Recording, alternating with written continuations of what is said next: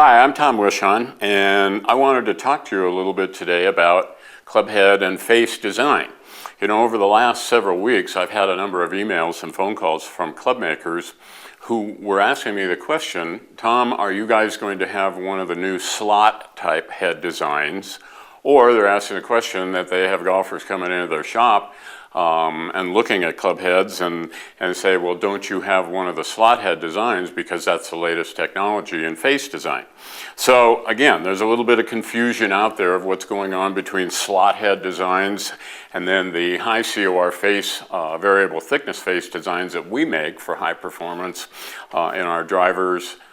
in our fairway woods and hybrids and irons as well. So my goal today is to just talk to you a little bit about the difference between slot head technology and thin face variable thickness face technology, so you know a little bit more about this. Okay, I've just mocked up a couple of heads here for illustration purposes to show you a little bit about where some of the companies are at with their slot head design.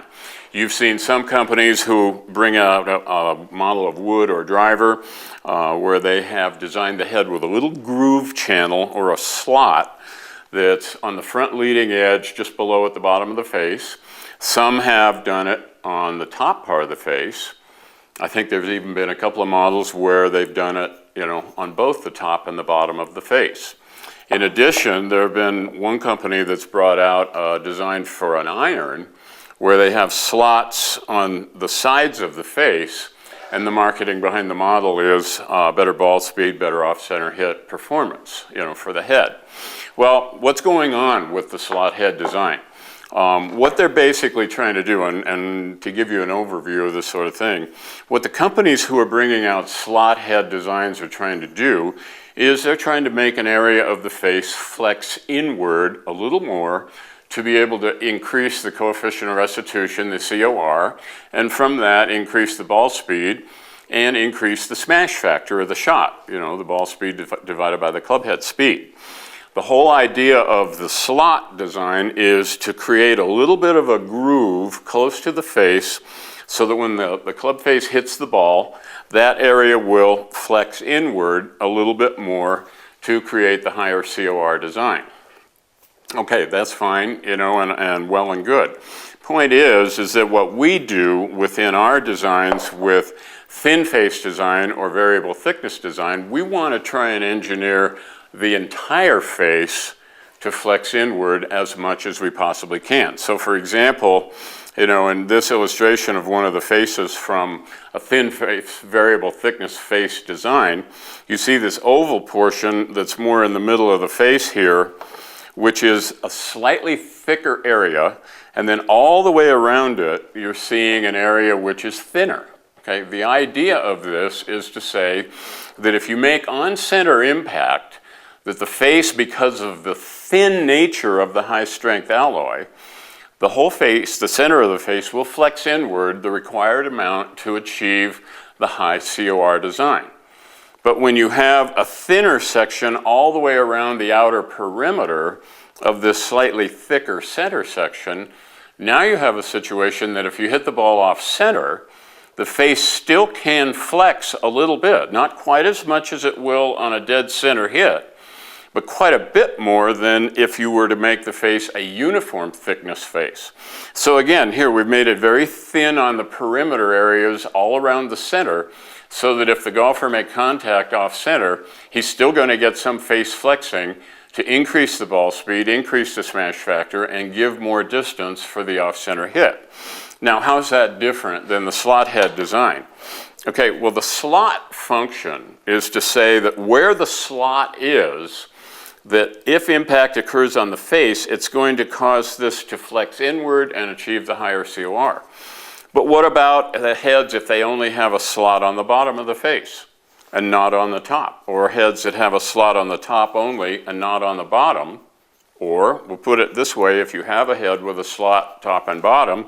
there's no slot all the way around the edge of the toe or the heel to allow these toe and heel areas to be able to flex the whole face as well. So the function, or at least the output of the slot head design from a standpoint of the science, means that you won't quite have as consistent of face flexing behavior as you can get when you're using more of the variable thickness design, where 360 degrees around the center of the face, you have a thin face area that is eligible for a little bit more face flexing for the shot. In terms of the iron, when you have the slots on the toe or heel, that means that impacts closer to the slots, that portion of the face is going to flex a little bit more and thus give you a little bit more ball speed. But again, this is not created with a slot 360 degrees around the face, so low face, high face, and corner shots are not going to get the same type of face flexing, again, that could be possible in using a variable thickness design face, where the thin areas for more face flexing are all the way around 360 degrees around the center area of the face with this. So the point is that the slot head designs, they're a nice design. They're very well engineered, but they can't function quite to the same level of overall performance as a well-designed variable thickness face. And this is the way that we've been pursuing our face design for quite a long time on all of our drivers, which are made with a variable thickness face, our fairway woods, which we've done with a thin face design for higher COR, our iron designs, which we've done with a thin high-strength steel and variable thickness design as well, and hybrids too with that. So once again, I think,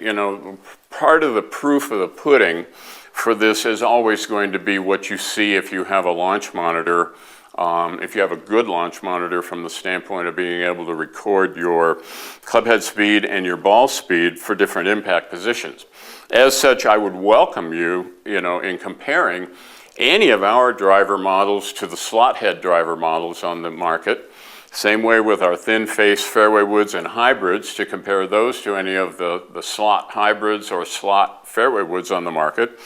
and any of our thin face variable thickness design irons,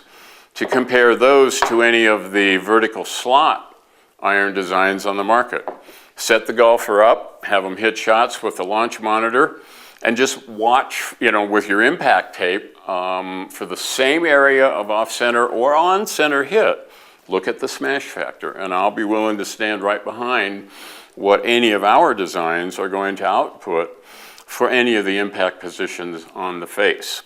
I hope that cleared up a little bit and gave you a little bit more of an explanation of some of the differences between the modern slot head type designs and the direction that we've chosen to go with more of a thin face and variable thickness face design on our club head, high COR model club head designs.